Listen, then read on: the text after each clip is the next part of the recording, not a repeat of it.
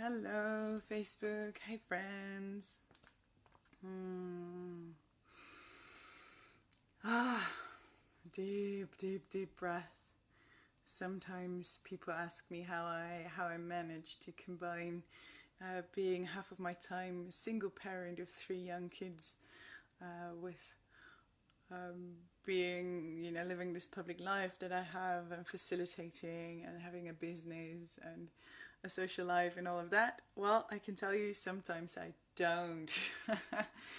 Sometimes I don't. Like today's like today. I just wanted to. I was like, yes, let's do Facebook Live tonight, and then like let me prepare just like 10 minutes, and basically for the last hours I've been dealing with my kids who are in their first week of school after holidays, and they know that we're gonna move house soon, and yeah, it's playing an emotional toll on them. So instead of actually sending out newsletters and knowing what I'm going to talk about with you, I barely make myself a cup of tea, and I hope my kids will sleep now. I actually put my laptop in their room playing mantras. They love mantras, and I can feel their vibe slowing down. So I hope that's helping them. And it might be that this Facebook Live is interrupted by children because I gotta prioritize my mummy tasks. So I'm having a cup of tea for this one. So I wrote this article 2 days ago. Yes, I'm in writing mood again. I sometimes miss my writer so much. Like, I'm as much a writer as a facilitator, and I love my introvert side who just loves to write, because writing is my therapy. It gives me clarity in my own processes as well. So I'm doing it even more for me than for you, probably. But anyway, a few days ago I wrote this article called "When a Saboteur Enters Our Relationships," and I invited you to send in any questions you have to talk about it a bit more now, and so feel free to post some questions in here. Hello everyone, hello. I love it that you say hello, and also feel free to send me your questions. I wrote this article about saboteurs because I got so much clarity on my patterns, both running now as in the past, over the last weeks, and this stroke, this flow of David and I letting go of each other in the form and shape that our connection used to have is bringing up a lot. Yeah, it's bringing up a lot, and it's empowering me big time actually, which I didn't expect that much. It happened to me when I let go of the relationship with the father of my children. It was a 2-year process for me to really get to the point of being like, okay, I don't want to be in a romantic relationship with you anymore. I don't want to live with you anymore, even though we got 3 kids. And it was a 2-year process, and by the time we concluded that the relationship as it was over, I just felt relieved. I just felt relieved and empowered. I stopped making myself small. Like, that was the pattern that was so much in that relationship. I was making myself small so much, which was balancing out his making himself big. That were our saboteurs in that relationship. So by the time we said goodbye, like the relationship kind of broke because the balance was broken. The balance was perfect with one person being a bit bigger and one person being a bit smaller. But when that balance was broken, basically by my processes of stopping making myself small, the balance was broken, and we couldn't keep the relationship as it was anymore. So the new balance that we found was in the breakup. And we're still working, like 2.5 years post that moment. We're still working on a new balance, of which this moving houses is a big part. But at the moment, we decided, okay, this is the breakup moment. This is where we're going to split ways in terms of romantic relating. I felt so empowered. I felt so happy and joyful, because I didn't have to make myself small anymore. I was stopping playing out that saboteur in that relationship and the rest of my life. And as a result, the change of relationship was a result, but also this huge growth in my business, a huge growth in my social life, a huge growth in the amount of love that I was letting in. Probably the same amount of love was still pouring in, but I felt it more. And because I felt it more, then more came pouring in. And that made me very happy. So I remember 2 years ago that people were very surprised that I wasn't sad, but actually very happy and relaxed that we decided to split ways, especially because I was so afraid of that moment for 2 years. And some people ask me, like, do you regret taking those 2 years to come to that moment of split up? And no, I don't. No, I don't. Sometimes we need time to get to a certain point. Like, you know, like good whiskey, it needs to mature in these jars. And I believe that some of our major life decisions need time to mature as well. And that's fine. If you need that time before a breakup, or if you need that time before quitting your job, then take it. You know, we need that time. It's not a waste. It's a maturing process. Yeah. So yeah. Feel free to send me in questions if you want. So it was another wave of feeling empowered. There is another wave of feeling empowered happening in this moment, where I realized at some point I was playing out another pattern in this past relationship where I had this underlying belief that love hurts. And just like with all these limiting beliefs, it's easy to trace them back. Like once the belief is clear, it's quite easy to trace them back where they come from. So some aren't, but some are pretty clear. And this one was pretty clear for me. Like there's always conditionality in how we grow up as children and how our parents treat us. And I definitely had a share of that. And I can easily trace that I had created this belief when I was very young, that love and relating hurts, like the people closest to you could actually hurt you. And I wasn't aware that I was still creating my relationships from that belief. But I found out that I did. And of course, when you run a belief like that, it's like if you want to see which beliefs you're running, look at your reality. Like look at what's coming back at you. And that they are a direct reflection of what you are inviting in, the intentions by which you live are reflected clearly. Like if you have an underlying belief that money is scarce, then you'll never be rich. Then you always create circumstances in which money is scarce, and that is not woo-woo talk. That is not law of attraction. I'm not vibrating at the right frequency stuff. Maybe that's there too. I don't know, but clearly it's also very objectively the choices that you're making and reflecting back at you directly. So if you believe money is scarce, you'll probably not find the opportunities and the choices. You won't make the choices that will prove otherwise, because our egos, I think our egos are not a bad thing. Our ego is actually a part of us that is very rich and very I have a lot of compassion for my ego.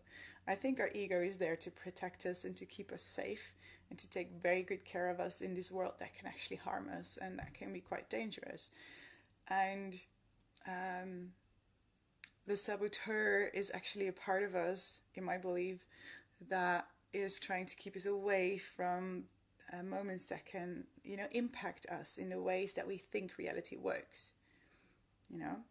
So, for example, in relating, going back to my example myself, where I have this belief running that relating hurts, and my saboteur will create relationships, will attract people that actually will hurt me. And maybe not intentionally. Like definitely in my last relationship with David, there was no intention of hurting me. The opposite. Like absolutely the opposite. There was no intention of hurting me. But it happened because our saboteurs worked so closely together. They knew how to they knew how to reflect to each other exactly the truth that they were believing in. So his saboteur of not being good enough to be in a relationship with me played out with my saboteur that believed that love hurts. And so there were moments where I felt hurt. There were quite a few moments where I felt hurt, not intentionally, but because deeper, subconsciously, these saboteurs will create this reality. So my saboteur, proving that love hurts, keeps me and my ego in this place where yes, it hurts, but here I feel safe. This version of love, I know this version of love that hurts me. So this must be love because it hurts. It hurts, so it must be love. That is the belief I had, and so my saboteur would create it again and again and again, and my ego would be happy because this is what they know. Instead of starting to believe, and which is the switch I made over the last 2 weeks, where over about a month, these events started happening. I was in workshops and suddenly I got reflected, like literally got some parts of me reflected in my face, where I was told, you're giving yourself away, you're blaming others for taking what you give away freely, even though you don't want to give it away. And so there were other things. There were moments where I got reflected, suddenly seeing that I was putting myself in a position where I was getting hurt. And the mourning, the grief of that, and all these things happened. And then there was this switch. Suddenly there was this clarity. I'm like, oh shit, I'm actually hurting myself. Like, I am putting myself in this position where I get hurt because I allow my saboteur to play out with someone's saboteur. I'm making this very, very close dance that looks very beautiful, but actually is not helping either of us. And then you can either find a way of switching the dance together, or deciding, hey, we're going to dance with someone else or on my own, to actually connect back inside and find my own dance on my own 2 feet, and see what other reality I can create if I stop letting the saboteur drive my bus, drive my car, and reclaim the steering wheel. And the latter is what we decided, that in this dance we could not support each other's growth, that the only way to get through this growth would either be like fully diving in it together, holding each other's hands no matter what, which is really hard long distance, or deciding like, hey, we need to do this on our own. And we both very clearly felt like, hey, we both need to do this on our own. We need support of other people, not each other, because our saboteurs are too skilled. They are too smart. And this is emotional masochism, for me at least. This getting hurt. Okay, let me get hurt again. So, that was the decision we made. And it was actually a very, very beautiful process where we spent about 2 weeks together, and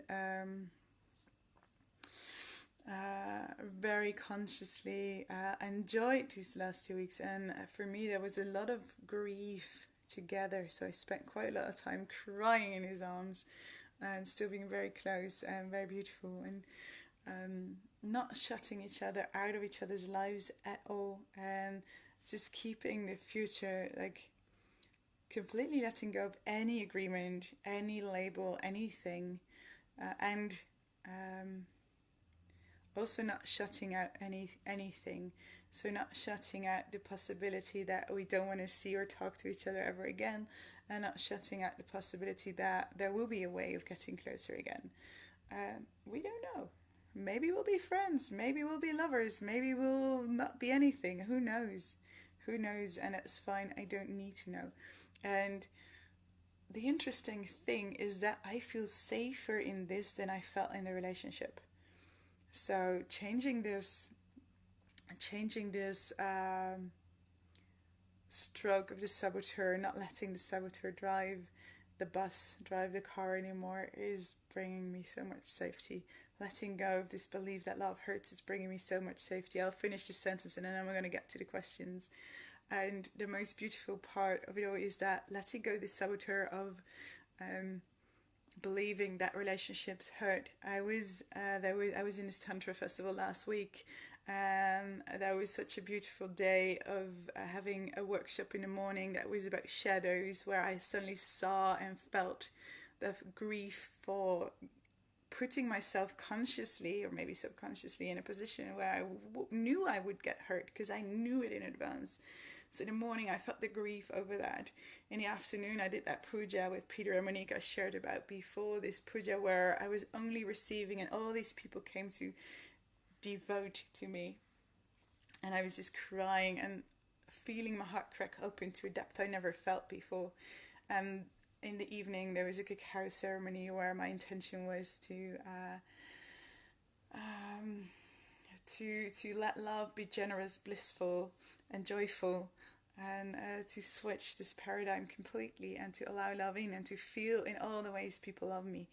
And that is what I've been experiencing over the last 2 weeks. All the ways in which people love me, from inviting a beautiful lover to the people who wave from their car to me because I make a bigger turn so that they can pass me, to investing in friends, in friendships, in sisterhood, having beautiful interactions about co-creating, but enjoying the cauldron process, the alchemical process of creating things, having massive understanding from people, getting gifts, receiving gifts in the most beautiful ways, like all these ways in which love pours in, and it's unbelievable. It's like, I'm not sure if this love was there before and I just didn't see and didn't allow it in, or if I'm just opening new doors and feeling more, because it's fucking unbelievable.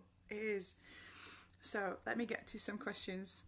How would you recognize saboteurs? Yes, that's indeed in the article I wrote about it. So I put the link of the article in the description of this video. How do you recognize saboteurs? Check your reality. How does your reality look? And which parts of your reality, if you very honestly look at it, which parts of your reality are not how you want them to be?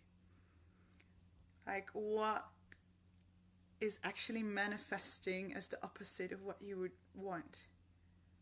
So maybe you're manifesting a truth, a reality where it's very hard to find a partner or someone to have sex with, for example.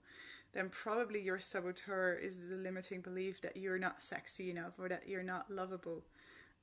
You see?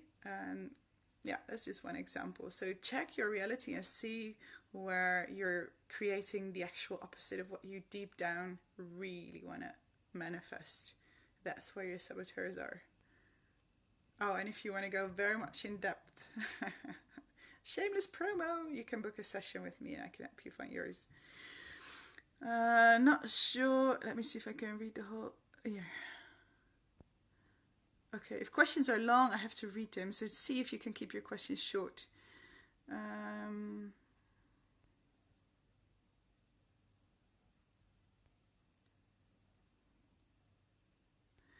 There's a question about, I have a lot of trouble with standing in my power. Examples of what I mean. Oops. With this is when I give a workshop, I feel insecure and I don't share so many things I value related to the topic at hand as I want and can. I do share everything I value when I feel my power, when I feel confident and safe. Well, I'm not sure if that's the saboteur. It could just be insecurity, just an insecurity. It might be an insecurity of what will people think of me when I really show my full truth. And that can be a saboteur, but as it is in the article, it can also just be an insecurity that you're not ready to share this part of yourself. Maybe you need some more maturation. Maybe this is not the moment and your intuition tells you so. And maybe it's a saboteur. Maybe you don't want to share that in the moment because of a fear of being judged. And that can be different for any person at any moment. Like the same, what appears as the same saboteur or the same insecurity can actually be something completely different for different people in the same moment. So I can't tell you this just from an example. For this, I would really have to work with you and get the full perspective of it. But yeah, it can be many things. How do you know when to break up your relationship or when to work on your limiting beliefs within the relationship? Breaking up also sounds a bit like fleeing the easy way. Yeah, good question. To me, my belief is that if you want to work through it with your partner, you both need to be equally committed. And you both have to be equally committed to an intense process. If you're not equally committed, it's not going to work. Go message, oops. Yeah. You really both need to dive deep, because you both, like in any relationship, your saboteur is most probably an equal competitor or an equal ally to your partner's saboteur, and there is a balance between both.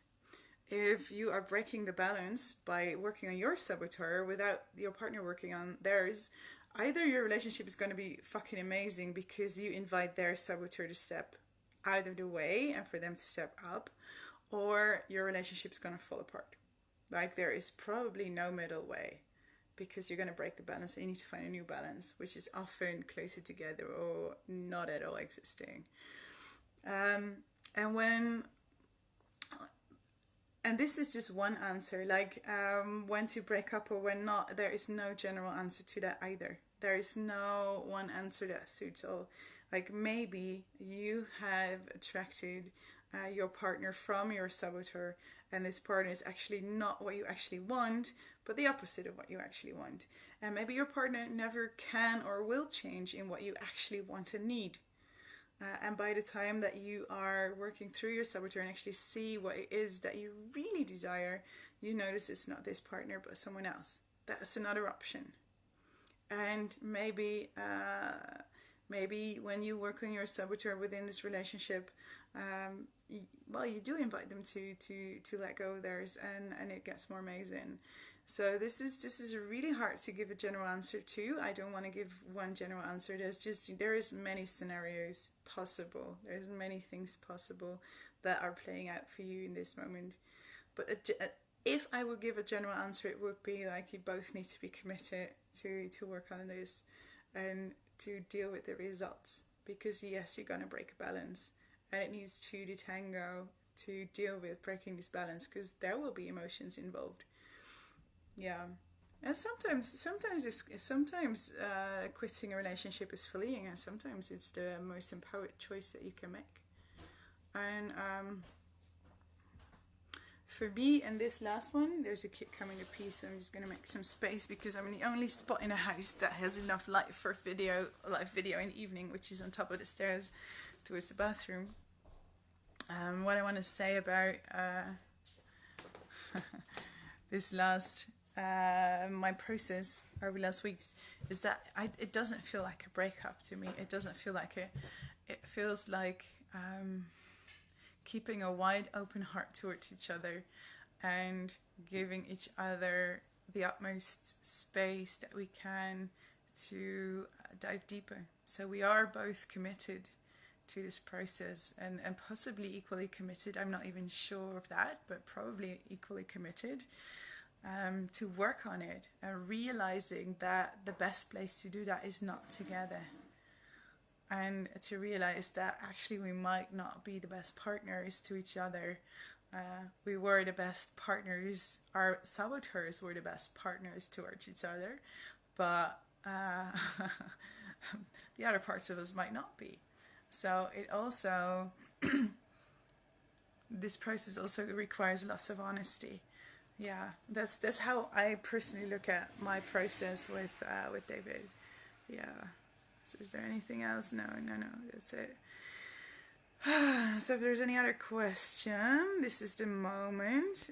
If not, I might go back into being a bit tired and finding secondhand stuff for my home.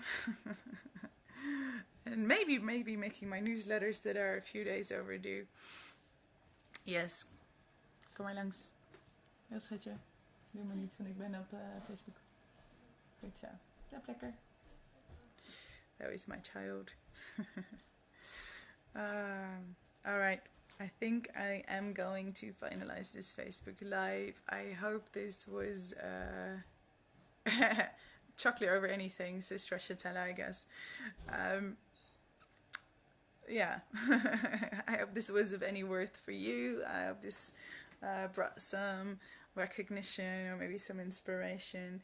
Feel free to check out the article. Link is in the description. Feel free to browse through my site. There is much more, and you know where to find me if you want to come to a workshop or book a session. Alright, for now I'm going to wish you an amazing Friday night or whatever moment you're watching this, and have a beautiful weekend, and enjoy meeting your saboteurs.